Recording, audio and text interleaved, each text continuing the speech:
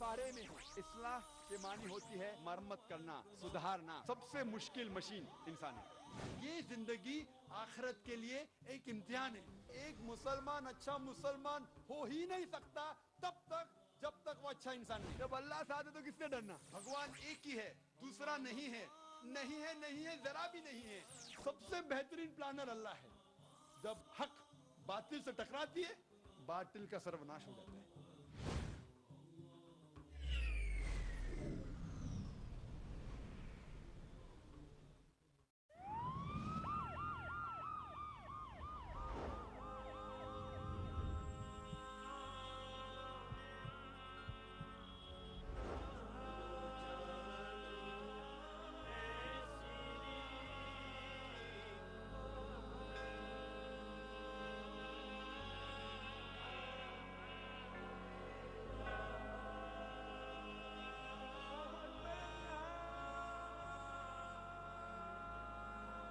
یہ میں کہنا چاہتا ہوں کہ تقریر کے ذریعے جو لوگ گھبرا رہے ہیں، جو گھبرانے کی دو وجہ ہو سکتی ہے۔ داڑھی ٹوپی نہیں پہننے کی دو وجہ ہو سکتی ہے، داڑھی اور رحم میں ٹوپی سے زیادہ۔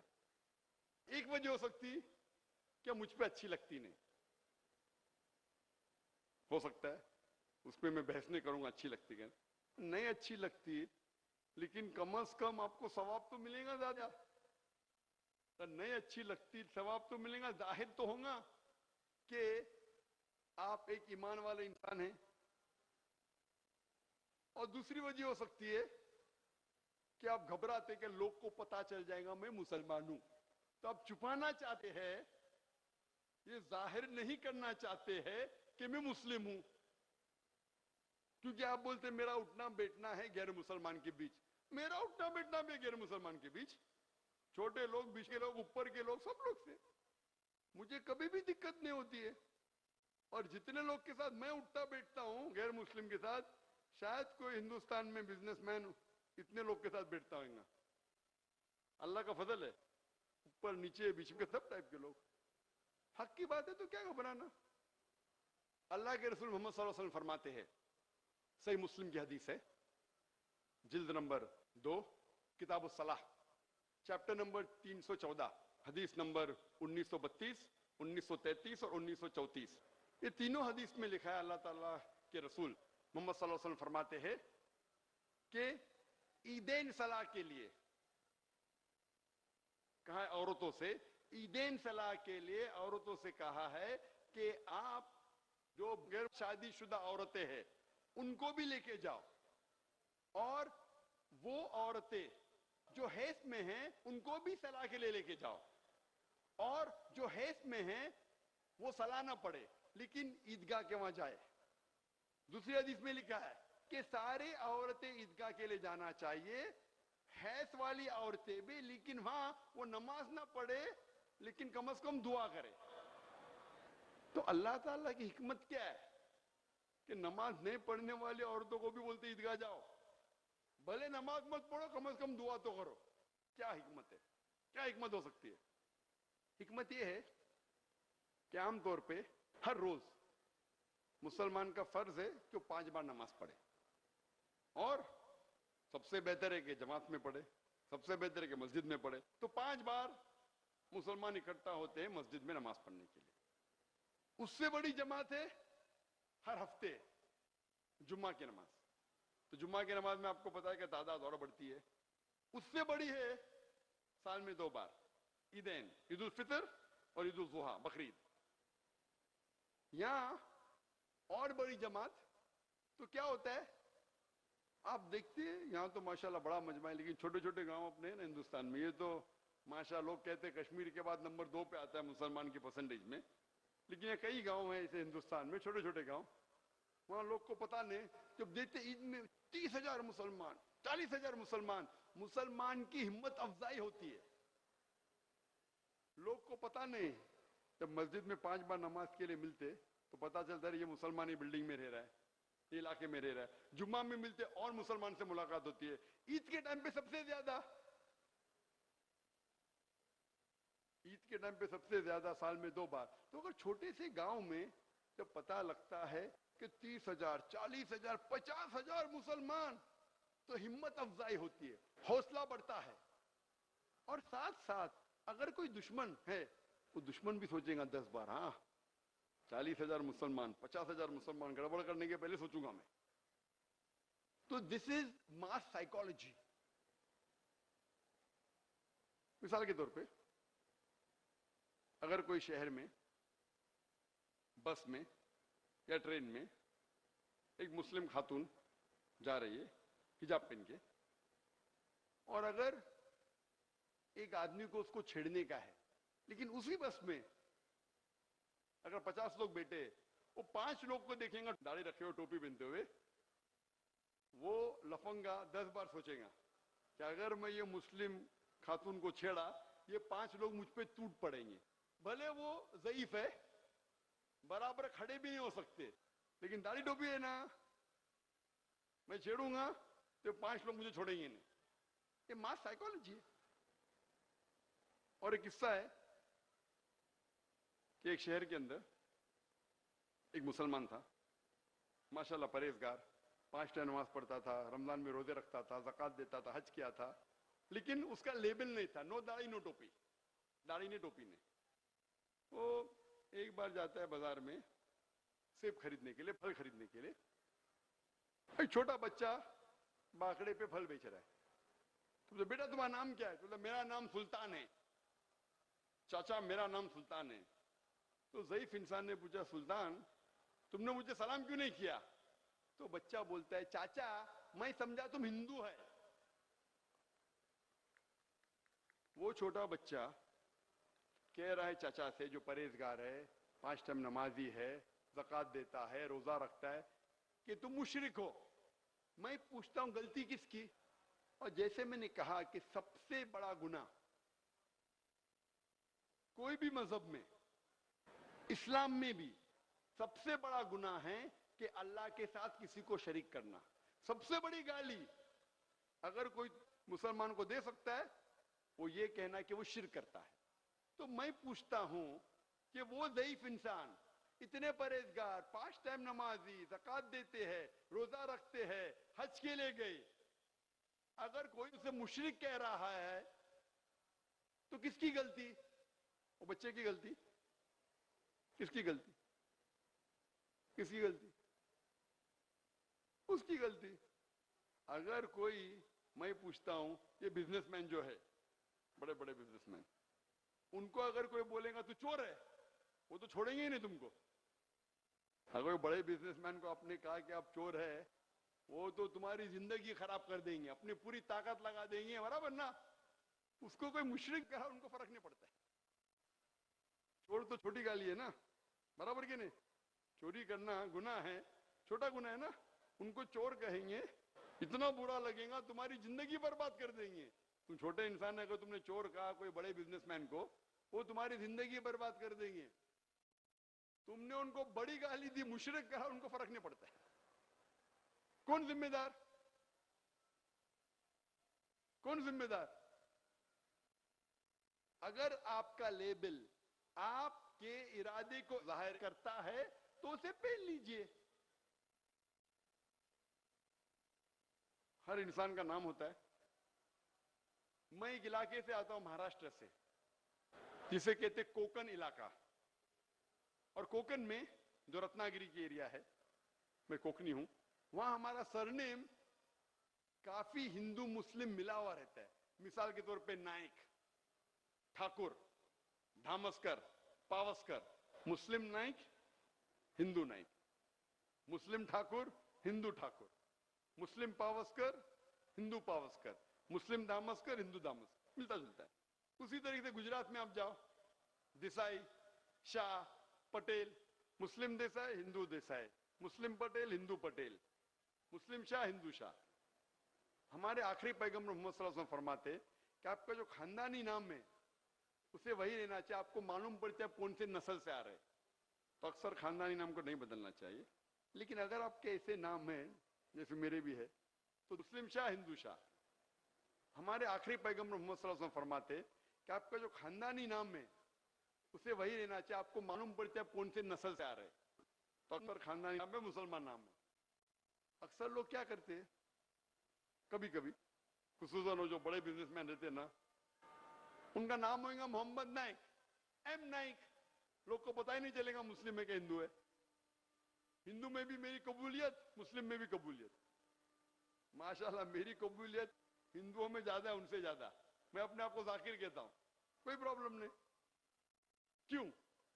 तो ऐसा जानबूझ के शॉर्ट नाम देना एम नाइक, तो क्या लोग समझे दोनों जगह पास हो, या आपके नियत में कुछ खोट है, आप किसको बेवकूफ बनाना चाहते हैं। आप सोचते कि नहीं मेरे धंधे में तरक्की होंगी, नहीं मैं ज्यादा इसमें आ सकूंगा। तो आप अक्सर देखेंगे टॉप बिजनेसमैन हो या मुस्लिम पॉलिटिशियन भी हो, माफ करना कोई पॉलिटिशियन है तो कम है पॉलिटिशियन जो लेबल पहनते हैं, लेकिन अक्सर फुल मुस्लिम इलाका होगा तो रखेंगे दाढ़ी टोपी। मिक्स इलाके में कोई मुस्लिम जीत के आता है मैं तो नहीं जानता हूं। मिक्स इलाके में पूरी मुस्लिम इलाका दाढ़ी टोपी रखेंगे, मिक्स इलाके में मुस्लिम आता है तो नहीं रखेंगे। क्यों? मैं तो मिक्स इलाके में ऐसे जाता हूं और मैं खुशी से रखता हूं, मुझे कोई गम नहीं, क्या डरना। और कुछ कुछ नाम ऐसे रहते जो हराम नहीं कहूंगा, लेकिन ऐसे नाम है जो दोनों जैसे, मिसाल के तौर पे मीरा, हिंदू में मीरा है और मुस्लिम में मीरा है। समीरा, हिंदू में समीरा, मुस्लिम में समीरा। तो अगर आपका सरनेम अगर क्लियर है शेख खान तो प्रॉब्लम नहीं, लेकिन सरनेम भी ऐसा डबल है और नाम भी डबल है, तो अब जो कम से कम नाम को बदलो। अगर आपका लेबल आपके इरादे को जाहिर करता है तो उसे पहन लीजिए।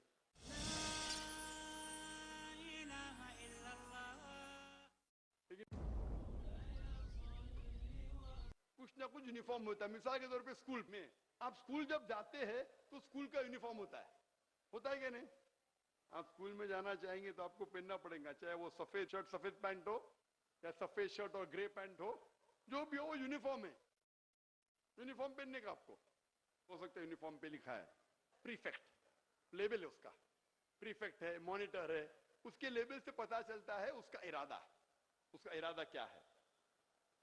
और आप देखते जब भी कोई आदमी अपने पेशे से अपने काम से खुश है तो वो जाहिर करना चाहता है। मिसाल के तौर पे अगर कोई शख्स मेडिकल पास करता है और डॉक्टर बन जाता है, उसके नाम के आगे क्या लगाता है? वो डॉक्टर क्यों लगाता है? वो खुश है, मैं डॉक्टर हूं, मैं डिग्री मिली है, डॉक्टर लगाता है। डॉक्टर गाड़ी पे लगाता है क्रॉस, लाल क्रॉस। उसको लाल रंग पसंद या नहीं पसंद, वो लगाएगा तो जरूर। अभी लाल क्रॉस के ऊपर केस हो गया तो अभी जरा साइन चेंज हो गया इंडिया में, वो साइन चेंज हो गया जरा। अब मुसलमान कंट्री में जाएंगे तो रेड क्रेसेंट है। तुमको लाल कलर पसंद या नहीं, वो डॉक्टर बनता है। मुस्लिम कंट्री में वो लाल क्रेसेंट पेन लगाता है, वो नहीं बोलेगा लाल रंग नहीं पसंद तो भी लगाएगा। तो मान लो आपको दाढ़ी नहीं पसंद, आप अगर खुश है मुसलमान है, दाढ़ी नहीं जचती तो भी पहनो भाई, क्योंकि उसको इतना फकर है कि मैं डॉक्टर बना। वो लाल रंग उसको पसंद नहीं, फिर भी लाल रंग लगाएगा। क्यों? डॉक्टर होने का फकर उसको। तो उसी तरीके से अगर आप मुसलमान हैं, आपको मुसलमान बनने और रहने का फकर है तो उसे जाहिर करो। अगर आपका लेबल आपके इरादे को जाहिर करता है तो उसे पहन लो। और तकरीर खत्म करने के पहले मैं दरखास्त करना चाहता हूं मुसलमान भाइयों से और मुसलमान बहनों से कि आप मुसलमान कहने से घबराओ मत। मैं जानता हूं कि आज की मीडिया इतना मुसलमान को जलील कर चुका है कि हम अक्सर घबराते हैं अपने आप को मुसलमान कहने के लिए, मुसलमान को जाहिर करने के लिए। और जितनी आप तालीम पाते मगरबी तालीम, उतना मुसलमान समझता है मैं एजुकेटेड हूं। ये सब जरूरत नहीं, वो समझता है मैं एजुकेटेड हूं। फ्रांसिस बेकन ने कहा था, little knowledge of science makes you an atheist, in depth knowledge makes you a believer in God. थोड़ा बहुत साइंस की जानकारी होगी तो आप बन जाते नास्तिक। इन डेप्थ नॉलेज होंगी साइंस की, गहरी नॉलेज होंगी साइंस की, तो आप बन जाते तौहीद वाले। उसी तरीके से थोड़ी नॉलेज आप मिल जाती है साइंस की اسلام نہیں جانتے, سمجھنے لگتے داڑھی کی ضرورت نہیں, ٹوپی کی ضرورت نہیں. ہمارے ادارے میں جہاں سے میں آتا ہوں, اسلامک ریسرچ فاؤنڈیشن میں, ہر ملازم کو فرض ہے, اگر میرے وہ ملازم کریں گا, فرض ہے داڑھی رکھو, ٹوپی پہنو, اور تھکنے کے اوپر بھی پہنو. یہ ذرا اور مشکل ہے, تھکنے کے اوپر پہننا اور مشکل ہے. یہ بھی اللہ کے رسول کا فرمان ہے. کم از کم 5 حدیث ہے بخاری شریف میں جہاں اللہ کے رسول فرماتے ہیں کہ تھکنے کے اوپر پہنو, اور اس میں بھی فرماتے ہیں کہ جو جسم کا حصہ ہے, پیر کا حصہ ہے, جس کے اوپر کپڑا تھکنے کے نیچے ہے, وہ حصہ جل جائے گا جہنم میں. اللہ کے رسول کی حدیث ہے. اس سے لیبل ظاہر ہوتا نہیں ایک دم, بٹ انڈائریکٹلی ہو جاتا ہے. ہمارے ادارے میں فرض ہے خواتین کو حجاب پہننا, جس طریقے سے اللہ کے رسول فرماتے قرآن اور صحیح حدیث میں, اور ہر ملازم کو ٹوپی, داڑھی اور ٹھکنے کے اوپر, چاہے وہ ڈاکٹر ہے, چاہے وہ انجینئر ہے, کوئی بھی ہو, نیچے سے لے کے اوپر تک کے. کیونکہ یہ دیش ہندوستان مجھے اختیار دیتا ہے, کیونکہ میں مائنورٹی آرگنائزیشن چلا رہا ہوں, میں کچھ بھی رول ظاہر کر سکتا ہوں جو ہمارے دھرم میں ہے. یہ ہمارا دیش ہم کو اجازت دیتا ہے, تو کیوں ڈرے ہم؟ دیش اجازت دیتا ہے, اللہ تعالیٰ بولتے فرض ہے, ہم مسلمان بھاگتے ہیں. کیوں؟ دیش, یہ دیش ہندوستان مجھے اجازت دیتا ہے ایز اے مائنورٹی انسٹیٹیوشن. میں نہیں جانتا ہوں, شاید ہندوستان میں ہوں گا, لیکن میں نہیں جانتا ہوں, واللہ میں نہیں جانتا. ہو سکتا ہے میں ایک بھی ادارے کو نہیں جانتا ہوں جس کے اندر لکھا ہوا ہے, ان کو نوکری پہ لگانے کے پہلے لکھ کے دیتے ہیں کہ آپ کے لیے فرض ہے. جانتا ہوں بہت سے ادارے جہاں 90% لوگ رکھتے, لیکن 100% نہیں. کئی ادارے کے اندر, اسکول کے اندر, مدرسے میں ٹیچرز ہے, لیکن جھاڑو والا نہیں. کیوں بھائی؟ ہمارے جھاڑو والا ہو, مینیجر ہو, سی ہو, کچھ بھی ہو, فرض ہے. لکھ کے دیتے, اجازت ہے ہم کو دیش میں, لکھ کے دیتے بھائی کام کرنے کا, تو یہ ہمارے شرائط ہے. کسی کو دھوکہ نہیں دیتے, اور شرائط کی بنیاد ہے قرآن اور صحیح حدیث. شرائط ہے, داڑھی رکھو, ٹوپی پہنو, تھکنے کے اوپر. لوگ جب مجھے دور سے دیکھتے ٹیلی ویژن پہ, ڈاکٹر ذاکر نائک, سائنس والے, ماشاءاللہ, الحمدللہ, بہت سے یہ تعلیم یافتہ لوگ کو نزدیک کھینچتا ہوں. نزدیک آتا ہوں تو معلوم پڑتا ہے یہ ٹھکنے کے اوپر پہنتا ہے. دور سے دکھتا نہیں نا, ٹیلی ویژن پہ دکھتا نہیں. قریب آتے تو معلوم پڑتا ہے یہ تو ایک دم, میں سائنس والا ہوں ماشاءاللہ, لیکن 100% توحید والا بھی ہوں, 100% قرآن والا بھی ہوں الحمدللہ, اور 100% صحیح حدیث والا بھی ہوں. انسان ہوں, غلطی کر سکتا ہوں, کچھ چیز انجانے میں غلطی کر سکتا ہوں, انسان ہوں. کوشش کرتا ہوں 100% فالو کروں. اگر کوئی مجھے بتائے کہ صحیح حدیث میں حکم ہے آپ کیوں نہیں کر رہے, میں کروں گا. تو میں کیوں نہیں میرے ادارے میں لاگو کروں, کرتا ہوں میں, اور بولتا بھی ہوں اجازت ہے مجھے دیش میں, تو کیا ڈرنا. جب دیش اجازت دیتا ہے تو میری درخواست ہے کم از کم جو مسلمان تاجر ہے, جیسے میں نے کل کہا ہمارے ادارے میں فرض ہے کہ پہلی چیز آپ کرو, قرآن پڑھو. تو داڑھی رکھو, ٹوپی رکھو, ڈھکنے کے اوپر رکھو. وہ گھر پہ جا کے ٹوپی نکالتا, میں گھر پہ تھوڑی جا سکتا ہوں اس کے, داڑھی تو نہیں نکال سکتا نا, ایک دن میں اگ تو سکتی نہیں. وہ گھر پہ جا کے پینٹ بدلتا, میں کیا کروں. کم از کم یہاں تو میرے سامنے نماز پڑھنا فرض ہے. اگر تم اپنی مرضی سے پڑھتے ہیں تو پورا ثواب تم کو, مرضی سے نہیں پڑھتے میں تم کو پیسہ دیتا ہوں پڑھنے کے لیے. بولو, کرنے کا نوکری کرو نہیں تو جاؤ, برابر نا. پڑھنا فرض ہے, اپنے مرضی سے پڑھتے تم کو پورا ثواب, مرضی سے نہیں پڑھتے یہ میرا ٹائم ہے, میں تم کو تنخواہ دے رہا ہوں, نماز پڑھو. کیا ڈرنا, جماعت کے ساتھ پڑھو. اختیار دیا ہم کو اس دیش نے, تو کیوں ڈرنا. اکثر ہم دیکھتے مسلمان جتنے زیادہ ان کے پاس امپلائی ہے, اتنی زیادہ دین سے دور بھاگتے, ہندوستان میں خصوصاً. سب نے اکثر, جتنا بڑا تاجر اتنا بڑا وہ دین سے, خود اس کو ایمان رہے گا لیکن ڈرتا ہے. کیوں ڈرتا ہے. بہت سے بڑے بڑے تاجر ماشاءاللہ ایمان ہے لیکن ڈرتے ہیں اپنے لیبل سے. کیوں؟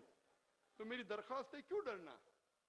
انشاءاللہ اگر آپ کا لیبل آپ کے ارادے کو ظاہر کرتا ہے تو اسے پہن لیجئے. میں اس تقریر کو ختم کرتا ہوں قرآن مجید کی آیت کے ساتھ, سورہ اسراء کی سورہ نمبر 17 آیت نمبر 81 میں اللہ تعالیٰ فرماتے وَقُلْ جَاءَ الْحَقُّ وَزَهَقَ الْبَاطِلُ ان الباطل کان زہوقا، کہو کہ حق آ چکا ہے اور باطل ختم ہو جائے گا، اور باطل ختم ہونے کے لیے آیا ہے۔ وآخر الدعوانا الحمدللہ رب العالمین۔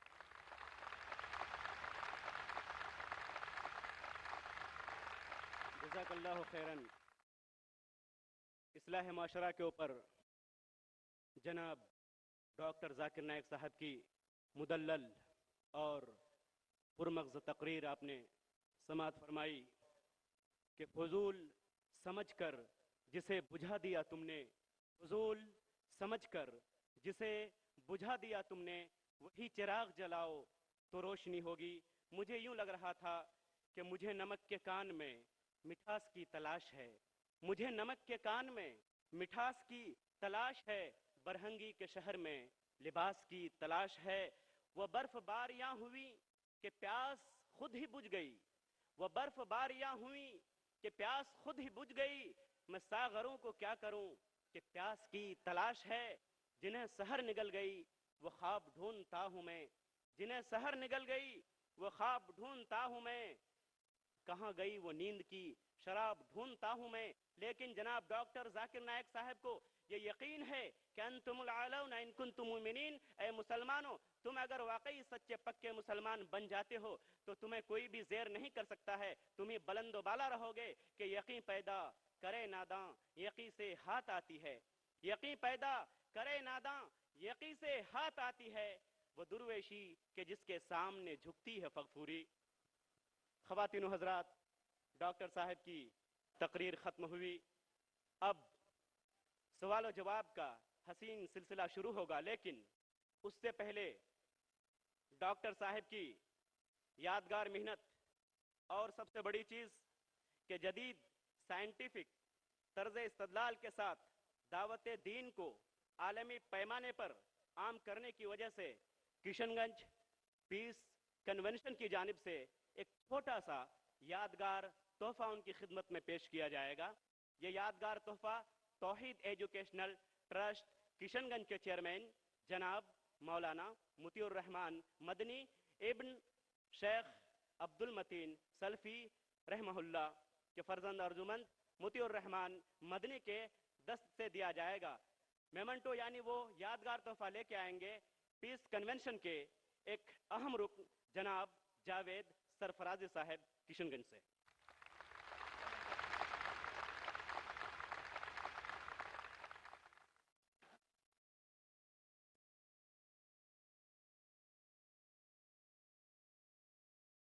خدا کرے فضا یوں ہی یہ خواب جاگتے رہیں، خدا کرے فضا یوں ہی یہ خواب جاگتے رہیں، یہ خوشبوئیں جواں رہیں، گلاب جاگتے رہیں۔ یہ چھوٹا سا ہدیہ، یہ چھوٹا سا تحفہ کشن گنج پیس کنونشن کی جانب سے، یقیناً اس کی کوئی حقیقت نہیں، کہاں یہ چھوٹا سا تحفہ اور کہاں ڈاکٹر ذاکر نائک صاحب کی عالمگیر شخصیت، لیکن کہاں میں اور کہاں یہ نکھت گل، کہاں میں اور کہاں یہ نکھت گل، نسیم صبح تیری مہربانی۔